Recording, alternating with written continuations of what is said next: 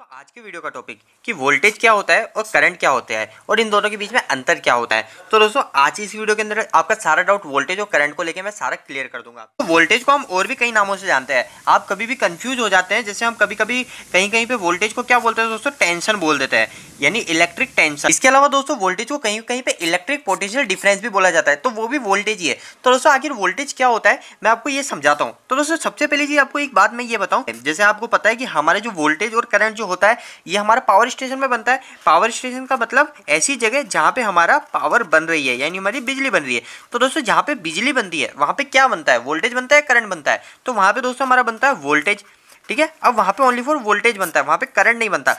Current हमारा कहां बनता है वो भी मैं आपको बताऊंगा। दोस्तों सबसे पहली चीज आपको एक बात क्लियर कर दूं मैं बहुत अच्छे से।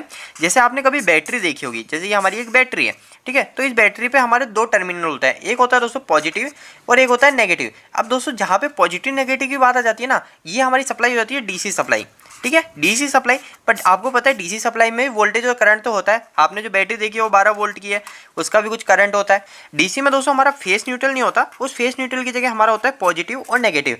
तो दोस्तों हम मानते हैं जैसे हमारी एक बैटरी है जो 150 AH की है और वो फुल चार्ज है। अब वो फुल चार्ज होने के बाद में दोस्तों क्या बिहेव करेगी, वो बिहेव करेगी जब भी हम इसको लोड पे कनेक्ट कराएंगे तो दोस्तों इसमें करंट तो पहले ही इकट्ठा है, पर इसके अंदर दोस्तों हम क्या वोल्टेज फुल कर देते हैं। जैसे ही वोल्टेज में चार्ज इकट्ठा हो जाता है और वोल्टेज का चार्ज इकट्ठा होने के बाद जो हमारा जो करंट होता है, करंट का काम क्या होता है, करंट जो नेगेटिव होता है ना, ये नेगेटिव साइड और ये पॉजिटिव साइड, इस नेगेटिव साइड से पॉजिटिव साइड हमारा करंट फ्लो करता है, ठीक है। और वो करंट जो फ्लो कराता है वो होता है दोस्तों हमारा वोल्टेज। अभी आप बिल्कुल सारी चीजें इसको क्लियर समझ जाओगे। जैसे आप ये मानिए एक हमारी पानी की टंकी है, ठीक है, ये ऊपर एक पानी की टंकी रखी हुई है और एक नीचे पानी की टंकी रखी हुई है। अब यहाँ पे मैंने एक नल लगा रखा है, ठीक है, ये नल ओपन है, ठीक है, ये पानी की टंकी यहाँ पे पानी भरा हुआ है। तो अभी क्या होगा दोस्तों, हमारा पानी नीचे कंटिन्यू गिरता रहेगा। कब तक गिरता रहेगा, जब तक हमारा ये ऊपर से हमारा जो पानी भरा हुआ है इस पानी का प्रेशर लगता रहेगा। और जैसे ही प्रेशर खत्म हो जाएगा हमारा पानी गिरना बंद हो जाएगा।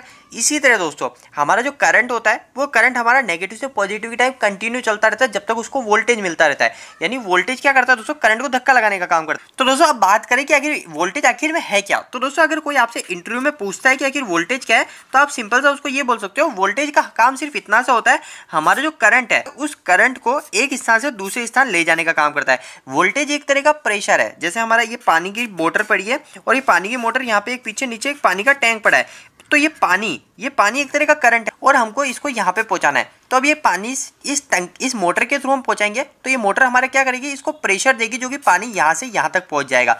तो मोटर क्या कर रही है, प्रेशर दे रही है। तो इसी तरह दोस्तों वोल्टेज होता है, यहाँ का करंट उठा के हमारा करंट यहाँ पे भेजेगा।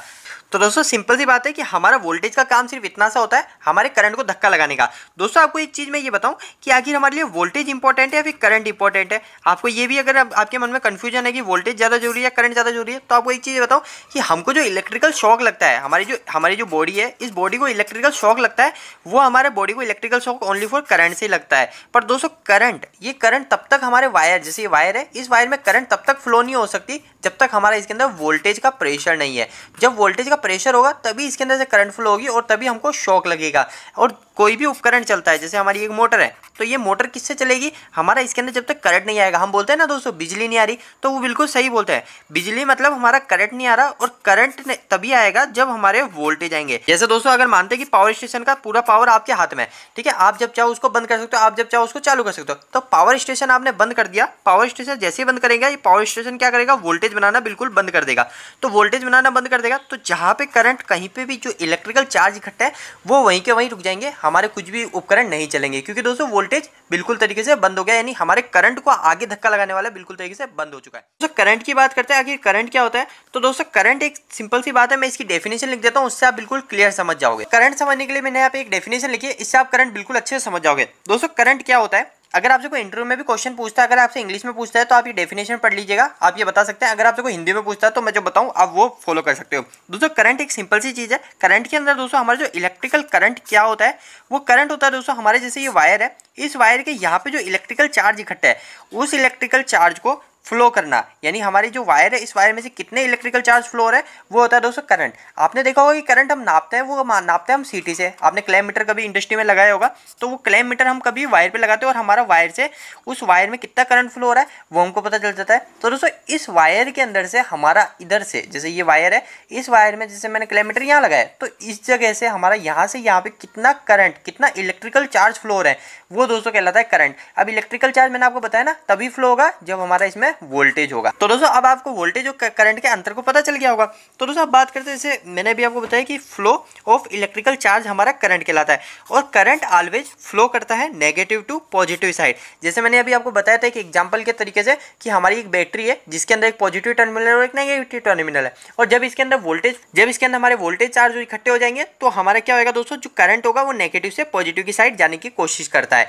ठीक है, तो हमारा जो करंट होता है हमेशा ऑलवेज मूव करता है, हमेशा करंट फ्लो करता है, वो करता है दोस्तों नेगेटिव साइड से पॉजिटिव साइड की तरफ। अब दोस्तों नीचे एक और चीज़ है कि करंट की एसआई यूनिट, यानी करंट को हम बोलते किस में, वो बोलते हैं दोस्तों हम एम्पियर में। मतलब हम करंट को किस में नापते हैं, आप कभी भी किलोमीटर से करंट नापते हैं तो वो किस में नापते हैं, आप बोलते हैं ना कि इसमें से इतना एम्पियर करंट फ्लो कर रहा है, तो वो एम्पियर में नापते हैं और इसको शो करते हैं ए से। तो दोस्तों इस वीडियो खत्म करने से पहले आपके मन में एक और मैं डाउट क्लियर करूँ कि आखिर पावर क्या होता है। पावर का मतलब दोस्तों आपने सुना होगा ना वाट, आखिर ये वाट क्या होता है। बहुत ही सिंपल चीज़ है, वाट के अंदर हमारा जितने भी एम्पियर है वो एम्पियर, उसके अंदर मल्टीप्लाई कर दोगे आप वोल्टेज को, यानी कितना भी वोल्टेज फ्लो करा है उस वोल्टेज को मल्टीप्लाई कर दोगे आपस में, तो हमारा आ जाएगा वाट। जैसे कि हमारी एक मोटर है, अब ये मोटर मेरी कितने वाट की वो मेरे को कैसे पता चलेगा, सिंपल सी बात है, मेरी मोटर कितना करंट ले रही है। जैसे मैं मानता हूँ मेरी मोटर 1 एम्पियर ले रही है, ठीक है, 1 एम्पियर करंट ले रही है, मेरी मोटर 1 एम्पियर करंट ले रही है और इसके जो वोल्टेज है वो वोल्टेज 220 है, तो इन दोनों को मल्टीप्लाई करने के बाद कितना आया 220, तो हो जाएगा दोस्तों मेरी मोटर 220 वाट की। इसी तरह दोस्तों पर एक बात आपको ध्यान रखनी, कभी भी अगर 3 फेज की बात होगी तो 3 फेज के लिए आपको जो वोल्टेज है इस वोल्टेज के साथ में √3 को मल्टीप्लाई करना पड़ेगा।